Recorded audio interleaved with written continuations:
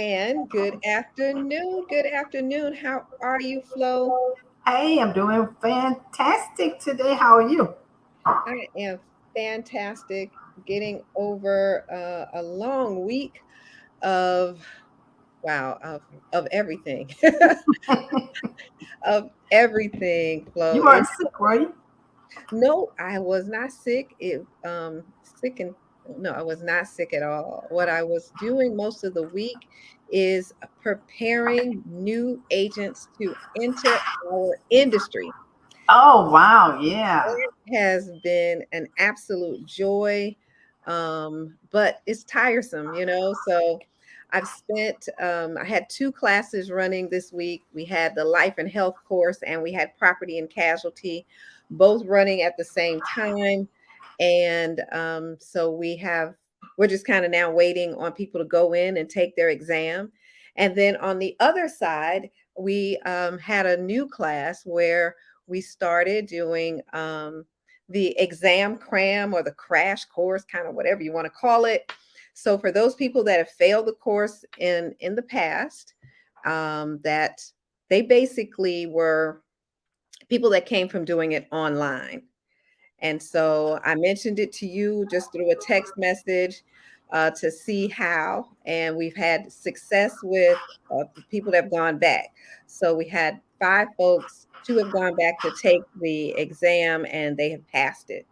So, sometimes they just get fearful when they're Hmm. getting ready to take that exam. And, we got this, what we call our 5-step formula in order to help people make sure that they get through the exam. And that's going to be our new thing that we're going to start doing. And as a matter of fact, Flo, they were not in Georgia. These people were in Ohio and Colorado. All right. All Okay. right. I like that. So I like that. I'm excited, and just to see so many people getting ready to make changes in their careers. Either they're Mhm. starting this or they are, folks that are just coming from retirement, or they're either sick and tired of what they're doing and want to get into this $1 trillion industry that we're in. Okay. Okay. Now y'all can see we have a third person in our podcast. That's my coordinator back there, office coordinator. So she refuses to get out of the screen. So we just gonna overlook her because she's working and she's gonna work. So y'all just overlook her because I am revamping my office and this is the lady that does it for me. Her Okay. name is Pam. Does an excellent job. So just ignore her back there. She might make a little bit of noise. And she's prickly today for some reason. So we're gonna ignore her back there. That Okay, is not a that's the problem. one that's helping me get this office organized. So it's a blessing I have her, but she refused to get out the film. But anyway, this is Mad Flow, everybody, making a difference for life of others. I'm not crazy, but I am mad about making a difference for life of others through financial literacy. So excited to be here with you, ladies and gents out there today. We have a great show for you. Look like it's going to be me and Tanya, the insurance professor, here today. So that means you're going to have a double whammy today instead of a quattro, but we're going to give it to you the best we can. So we're going to Absolutely. be talking about a lot of stuff today, but our main topic that we really want to discuss today is going to be on long-term care because November is long-term care awareness month. So we want you to understand the benefits and understand why you need long-term care. Definitely, so many people don't have that flow, and I don't even know if they know what it is.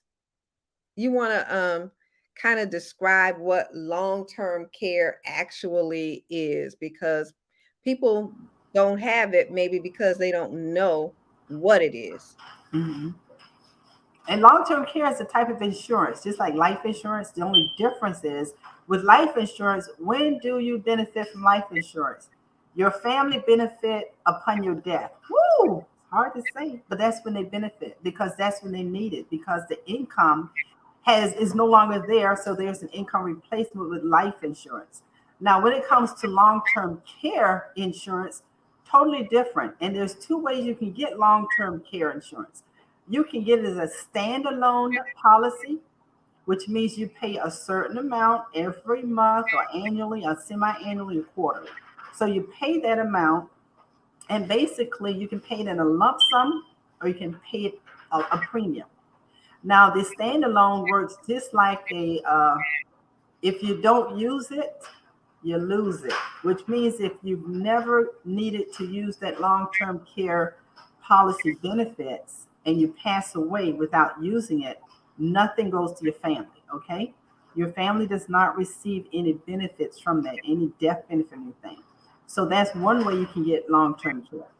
Now, another way you can get long-term care is a new way, which is as a writer on a life insurance policy. When you're applying for certain life insurance, such as Index Universal Life, you can also have a long-term care rider added. Just like you can have a child policy added on your policy, now you have long-term care added on. Now, ladies and gents, listen to this. The difference between the standalone and the rider is this. With the rider on the life insurance policy, if you need long-term care while you're living, that death benefit, whatever the amount of the death benefit, let's say it's $500,000. Now you have $500,000 of living benefits, which is long-term care, which means you can use 100% of your death benefit while you're living. Okay, so that's the great benefit of having it on as a rider with a life insurance policy. Now, what if you did not use? What if you didn't need it and you just pass away? Now, guess what? That 500,000 now goes to your family. So now your family has income. Okay, so we everyone really needs to start having long-term care. Basically, you can get it at age 18. With some companies, it's 18. Some companies they're going to wait till Nationwide waits until you're 21. 21. One of the companies, but most companies at age 18, if they offer it, you can get long-term care at age 18. And Tanya, some people might say, why do I need long-term care at age 18? I mean, I'm not. What is long-term care? In case you can't do two of the daily living activities, then your long-term care would jump in. Would definitely take over and come in. And what the statistics say is that people that are age 30 will have more likely a chance to use long-term care than those that are 65. Because at any time, and as you're young, you are a little more risky and get into an automobile accident and lose two of your daily activities. So that is another reason that you should get long-term care insurance. And one of the things that I talk about a lot and why it's so important is because we're living longer. And as we live longer and as the medicine is advanced out there, then it's keeping you alive. However, you may not be able to dress yourself or you may not be able to feed yourself. So you're going to need that type of assistance as you get older.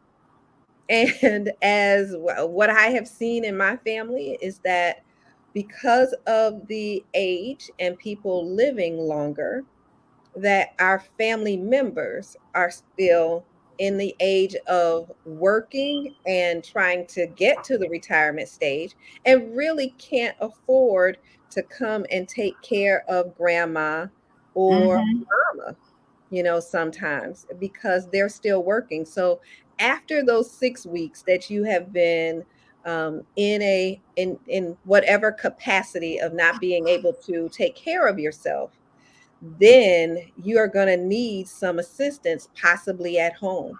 But your family will make a decision, possibly to put you in a facility. Wow. And when they put you in that facility, that is something huge that really takes away all of your retirement, something that you really sat down to plan for and to have.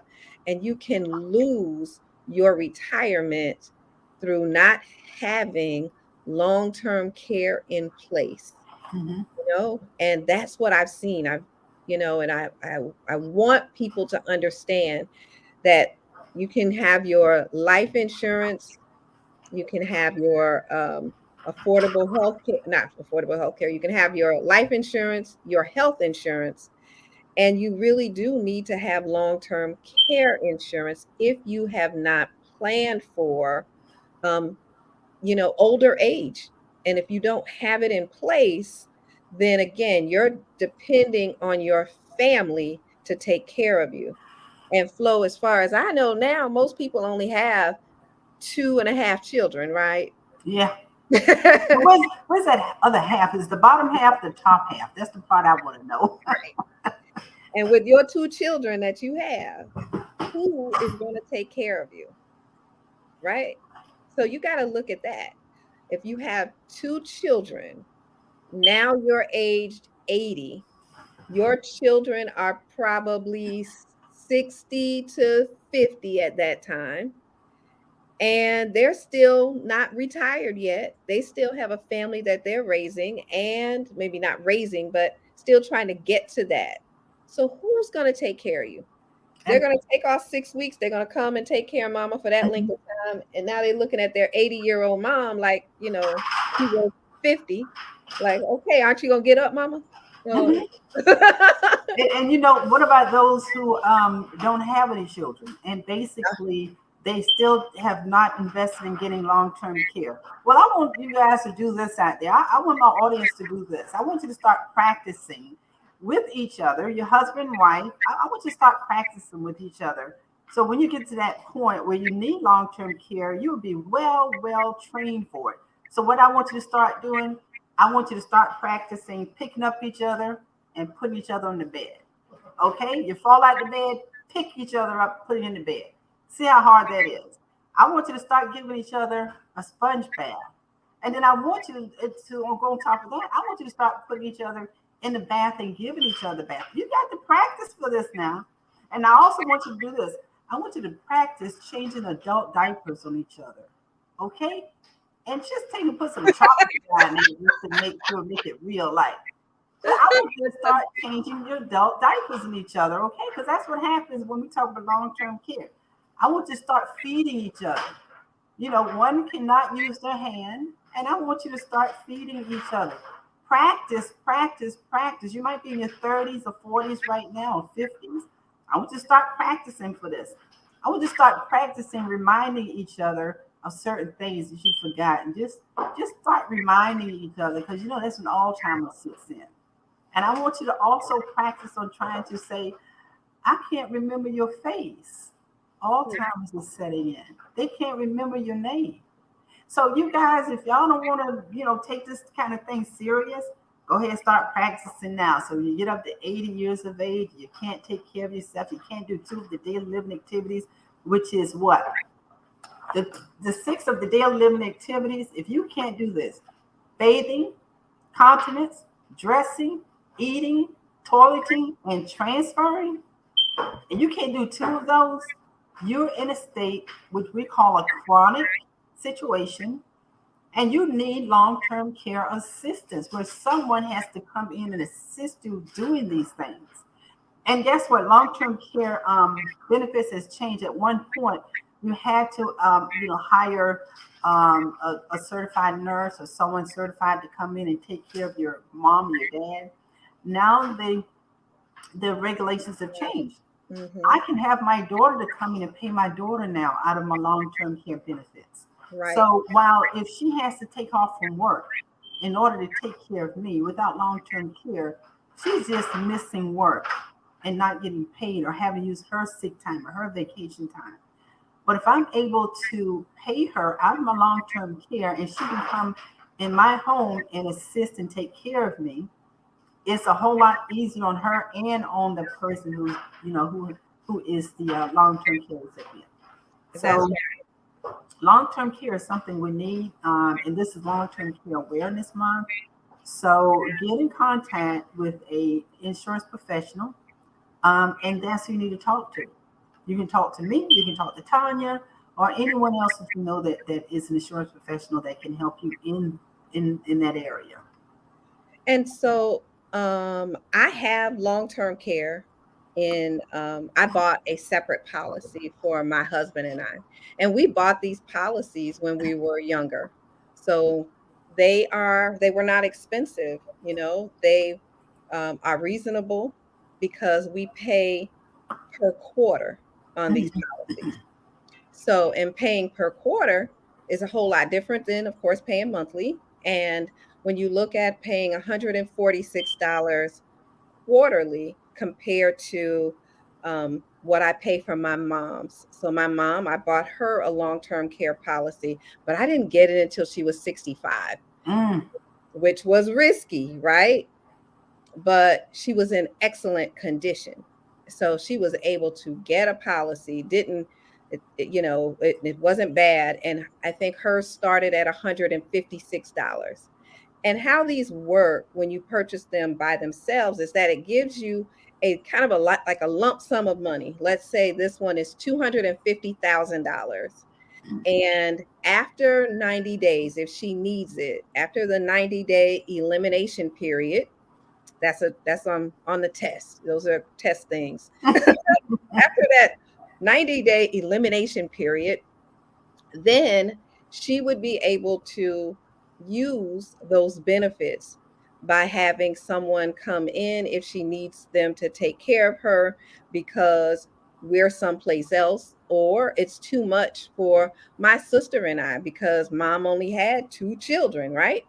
So um but the cost of her policy, again, we would only have $250,000 worth of usage.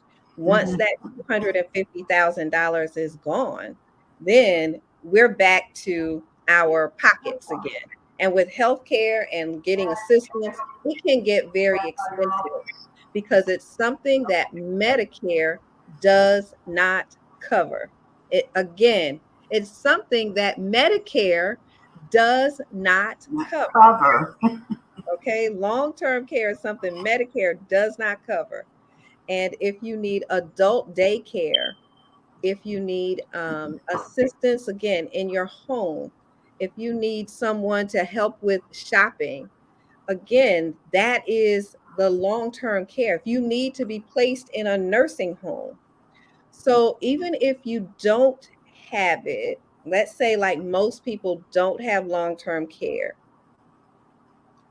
you have a family member that gets ill, and then you try to take care of them in Mm. your home or in their home, and now it's 6 months later, you realize that you can't pick her up, you can't help her get to the bathroom, you don't want to change diapers, you can't put in, and just manage anymore.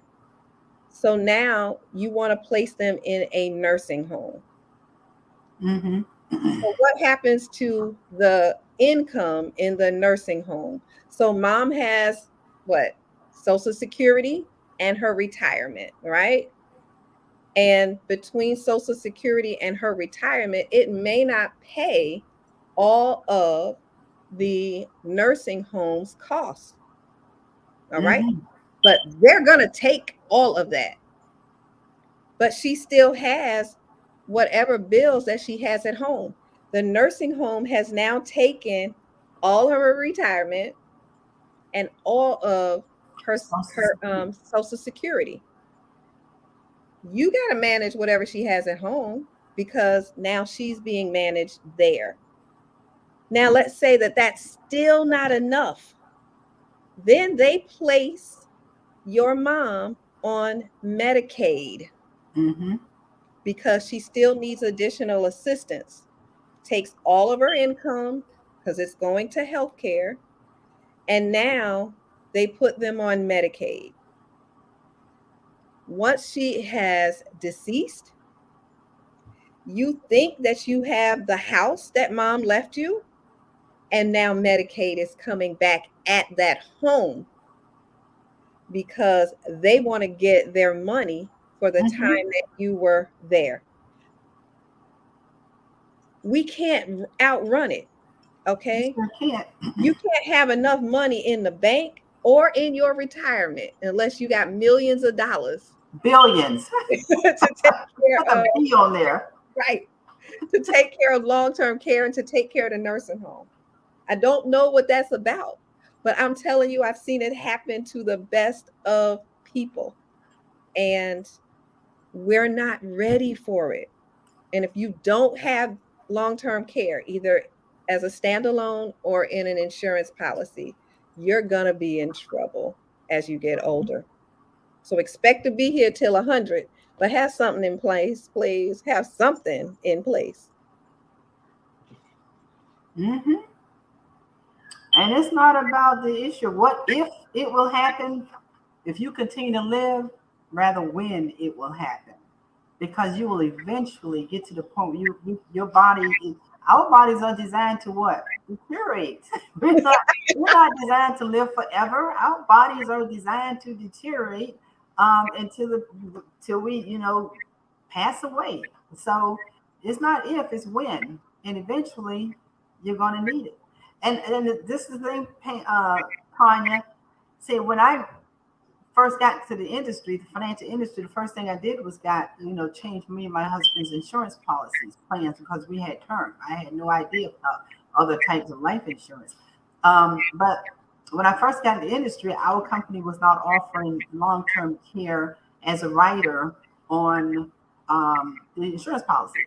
And I still had not known about long-term care at that point either. But the following year, the company made a change. They made it where you can get long-term care on the insurance policy. So I got another insurance policy on my husband, including long-term care. He got it no problem. I apply for it.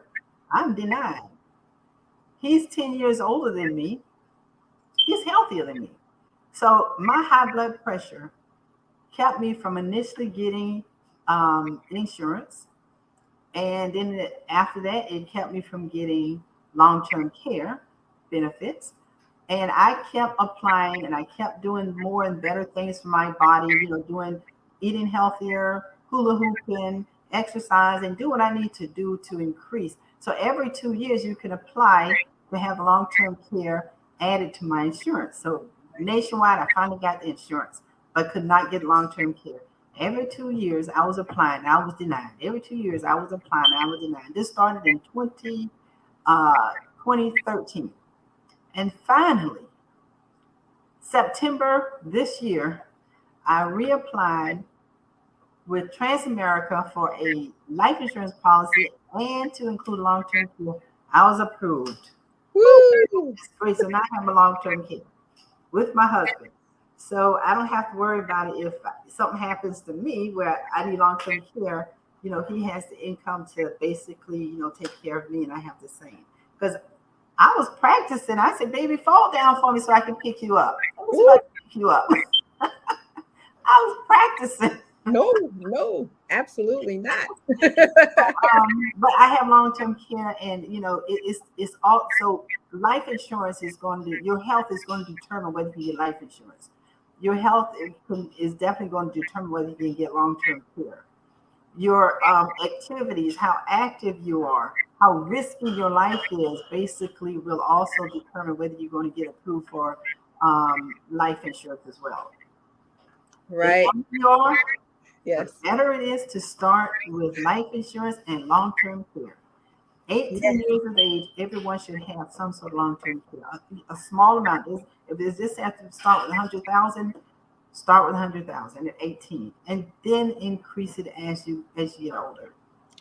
Absolutely. Long-term care is one of, again, I'm going on test question. Long-term care, long-term care and Medicare supplements are the two things that pre-existing conditions they take a look at. They want to see your pre-existing condition. So all other, if you're getting health insurance of some sort, they don't look at pre-existing conditions. So there's only two types of policies that do. And again, it's long-term care and it is Medicare supplement plans. They look at your pre-existing conditions. So we need to be sure that we get this early when we're healthy, when we're young, and it's less expensive. Yes. So, waiting until you're taking medications is really almost too late. Um, Hmm. but you don't have to use it all. You could use some. And having part of long-term care as a part of your life insurance and being able to use it when you use it as what you said, living benefits. So you use these benefits while you're living, and it really does help. And I can only think about my father. My dad had 6 bypasses in his 50s, and so he was self-employed. He was totally self-employed, and so after he had the bypass surgery, he came home after being in the hospital. He probably was supposed to stay home and really recuperate for, at least 2 months. But being self-employed and having to go back to work immediately, that's what happened. But if he would have had long-term care, then he would have been able to sit home and take care of himself, have someone take care of himself, and not have to worry about getting back out to work. And if it was in a life insurance policy, just imagine at that time being able to pull down $50,000. That probably would have gone a long ways in the 90s of $50,000 out of a life insurance policy to have someone take care of him and have enough money to manage your household for 3 months, because when it comes out of that life insurance policy, they're not looking at what you're using it for when you pull that money down. Okay. So if you're using it, decreasing your death benefit, then you said that you had a chronic illness, then it can be used for care, and it can be used for your benefits of, everyday life. So it is so needed. And if you don't have a life insurance policy with long-term care in it, with living benefits in it, and those living benefits are if you have a critical illness or chronic illness or terminal illness, you can use your death benefit while you're still alive and leave your family members Hmm. smaller, your beneficiary a smaller death benefit amount, because you used it, but it While was you're already alive, for you. when you Right, need it the most. right. Hmm. So please change, add another policy, but get it. It will save your life in the long run. And at least if you don't use it, then you have the death benefit, like Flo said. So we're just stressing and talking to you over and over again in reference to having something, but having nothing is just not acceptable these days. Having Because nothing, they just need to continue practicing on each other. from really practicing, I don't think I can pick my husband up, and I don't think my husband can really pick me up. You know what I mean? Can you imagine? That's dead weight now. Dead If weight. I can't move, that's dead weight. Uh-huh. So you're not really assisting. And, no, I can't even imagine. Hmm. So please get something. And we always think that our family members are going to be there. But Flo, I watched my aunties. My grandmother was in her 90s, and my aunties are in their 70s and going into Mm. their 80s, right? They call themselves going to be with grandma and help take care of her. They couldn't do anything. They were talking about Mm-mm. how their knees hurt and how their back hurt and how this hurt. All they could do was cook a meal. That's it. That's it. That's it. They still had to call somebody to come and do something because they Yeah. couldn't. But it's something that you want to think about and do and plan to be there for them. Thank you, Barbara. Hey, Mimi. Um, but it's something that we can't do that. We're not in the shape. We're gonna be here, And and Tanya, yeah, they yeah, need to do this not for them. They need to do it for their children. yes, Because you do not want your children, and really you don't know if your children are going to do it anyway, but you can't rely on that. But you should do it for your children because of the fact that, they're still living their lives.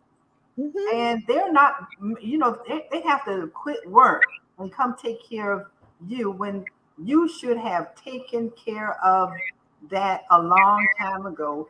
Have long-term care in place so that when the income is needed for your health, it is there. Absolutely. So do it for your children. It's very selfish, in my opinion, for someone not to have long-term care. You hit them in the throat just then. Chop it off. So as long as this is long-term care awareness month, like you said, but it's also diabetes month. And um, having diabetes is another quick way to have long-term care, Hmm. because what when we have issues with our diabetes, then that causes so many other issues in our bodies. That causes us to sometimes lose limbs. It causes our pancreas to not act right. Causes us to have need some kind of a liver. It's a transplant. What's the all I can think is DaVita kidney. Have kidney failure have Hmm. kidney failure, and those types of conditions are very expensive. And in order to get well, you're going to need assistance. Can you imagine just having a stroke and having to take care of or be taken care of by someone? Okay, we don't feel we're okay most times when we're in the hospital, but then just think about it when you have to have that being done by your own family members. A lot of times we are very proud people, and we feel embarrassed by having someone to feed us or change us or bathe us or and that kind of stuff. So you still want to put this in place so that you can still um, live with dignity Hmm. and self pride. And because for some reason, we don't mind someone else doing it for us, but we don't want our family members to see us in that way. Hmm. So please put something in place. Put something, think about it, add it to. And if you don't have these types of things in your insurance policy, then I ask that you at least, if if you're still young and capable of getting an insurance policy, then please make sure that you add this into your insurance policy. It's just a little check mark. It may cost you a couple of dollars for some plans. Some insurance companies don't charge you anything to add it, at least your critical and your chronic illness Yeah. care. They may charge you something for the long term care. Long-term care. Now, long term care has gone up, but it's That's still, typical of all life insurance. Period. Every year is going to increase. So but it still beats $800 a week paying yes. someone to come to the house. Okay. So $800 a week times four, that's $3,200. $3,200 a month for someone to come in.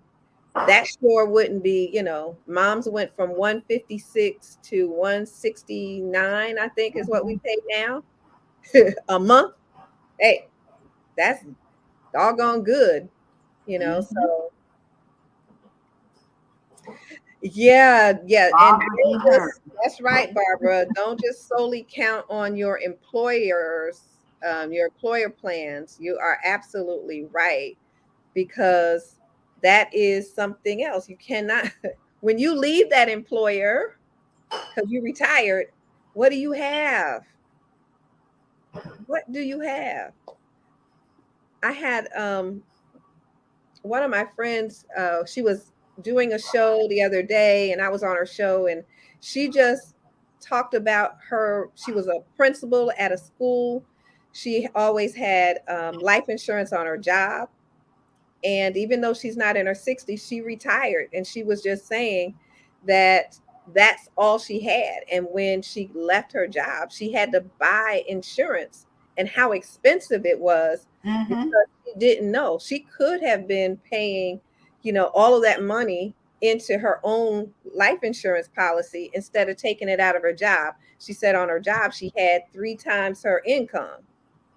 But then when she left it just recently, now she doesn't have anything, and she could Well, have kept what was already Tanya, transferred. what a lot of people don't understand about group insurance is term life, for one thing, does not grow cash value, so you're not going to get cash value. And the company will offer them anywhere from 1 to maybe 3 times their income, annual income. So if you're making $50,000 a year, they'll offer you $100,000 term life policy. And again, if you quit or get terminated, guess what? That does not follow you. You do not have insurance. Now, if you're lucky enough to retire, guess what happens? You have 100,000 when you was there, but they cut that in half once you retire. So it's That's 50,000. Now, when you get older, when you get about 70 years of age, that 50,000 is cut in a half again. So now you end up with $25,000 and you're 75 years of age, and that's all the insurance that you have because you was not wise enough to realize that while you was employed, when you first got employed with any job, what you should have done was also get outside life insurance on your own. Do that's not rely on the company. A lot of people don't realize that. Now, they'll be given under the COBRA Act, they'll be able to convert that term life when they retire to a um, whole. whole life. But man, they're not going to be able to afford that. It's going to cost too much. They're not able to afford it. So people are just falling into those little clicks right there, and they don't realize why and how they got to the situation they are at the age they are. Lack of financial knowledge. That's right, Barbara. Very costly. Barbara has worked for the state of Georgia system for many years, and she saw it firsthand. That and she's retired too. So it happens, and we just don't know that it's going to happen. And our show is here to help you. Our show and why we do what we do is because we want to talk with you about the cost that it can cost you in um, getting insurance the wrong way, and how it can actually save you if you look at it the right way. And if you look at this the right way, how insurance can allow you to build wealth. And of course, we use that term a little too much sometimes, but it's so true. You can build generational wealth with insurance. And we keep doing it in our 401ks, but our 401ks, we can lose them when the stock market begins to plummet and go down like it is now. So, but in an insurance policy doing almost the same thing, you can grow your money and not lose it, and Mm-hmm. be able to use it as you retire, as you decide when you want to. It can supplement your income when you're retired. So we want you to think about what we're saying. We want you to make an action move. And if you think that you're too old to do it, then I'm going to say, like I always do when I'm consulting with my clients, that use your children. You're still the owner of that policy, so you can grow it. And remember, you're going to live for a long time anyway. Then, hey, go ahead and do it for your kids. Overfund it, put some money in it. 15 years later, you can probably pull some out and do some things with. You're still here. Or it could be some of the things that you may need for an emergency, even if whether or not it's illness. Mm-hmm. But Um, Tanya, mhm. I'm going to Thailand, right? Yes. All right, I'm going to Thailand, and just what you said is what I'm doing. I use my insurance cash value to pay for my trip to Thailand. So I Beautiful. borrowed the money from my insurance policy to pay for my trip to Thailand. And then by next month, I'll borrow the rest because I'll be looking for my plane ticket. I'll borrow the rest from my insurance policy to buy my plane ticket. And then I'll borrow enough to have me some cash to go travel with. Pay no taxes on that money. When the cash grows, when the money goes in to grow, pay no taxes on it. And when I'm ready to pull money out, I pay no taxes on it. So I'm traveling tax free around the world. So when we tell you, ladies and gents, how you can utilize life insurance, the wealthy has been doing this for many years, and we're just catching on, but we're not taking advantage of it because of fear, because of procrastination, because of lack of knowledge, financial knowledge, or because we're just scared. But I have borrowed over $25,000 out of my life insurance policy within the last 5 or 6 years. Yeah. And again, remember I told you guys a long time ago I was on bankruptcy? And if you're in bankruptcy, what happens? You cannot borrow from no one, not even your brother, your sister, your family, your friends. But thank God I had already gotten a life insurance policy, cash value growth. I borrowed from that when I needed it when I was in bankruptcy. And I'll be just transparent as I can be because my story could help someone else's story. Being in bankruptcy, it's a stigma to it, but it was the best thing that ever happened to me. Absolutely. But you know what? You are at least talking about using your cash value. Just think of all these other people out here that have not even thought about using it. So if you've had a life insurance policy for some time now, there's money that's building in that whole life permanent policy that you have.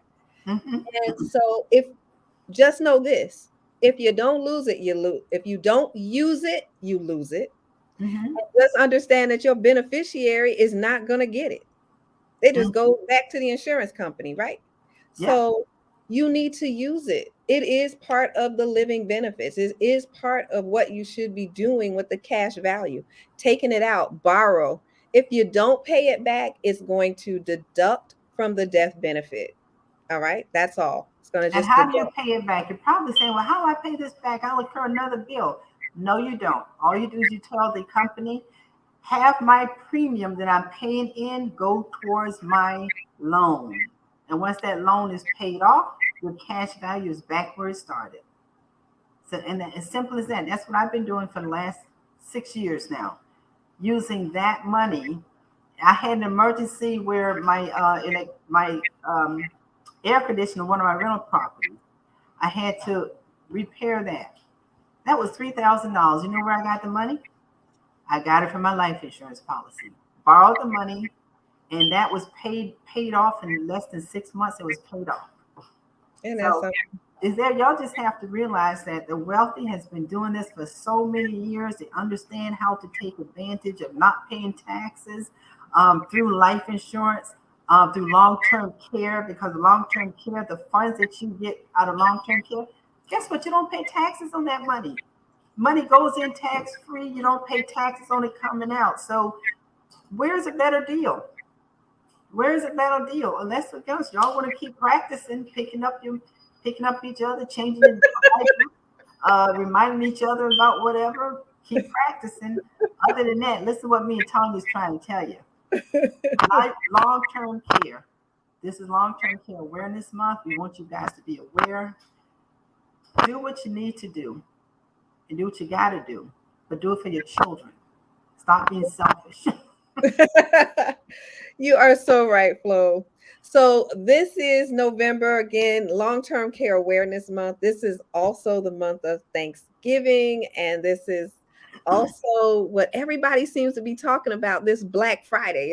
Is there going to be something great on Black Friday this year? I don't know, but that's all I keep hearing, that everybody's excited about Black Friday. I guess the malls will be excited that someone comes out to them instead of everybody staying home.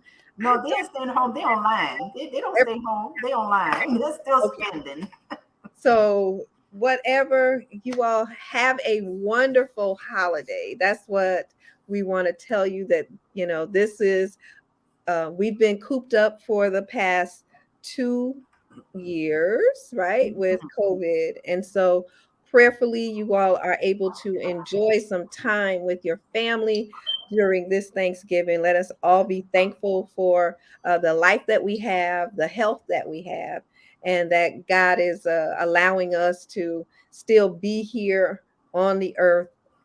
Do something to help somebody. Do something to promote somebody, do something positive in your life to help someone else. And that's my message to everyone through from here to the end of the year. Just be an asset in your own life and be one to someone else. I'm Tanya Scott Pilcher, the insurance professor, and I look forward to seeing you all next week. After Thanksgiving, we probably won't be here next week, Friday, on Black Friday, um, but we'll have a rerun show just so that you all won't miss us. And we just want you to have a wonderful holiday weekend next week. Flo? Tanya, I'm going to change your name. You're going to be called Tip from now on. I like that.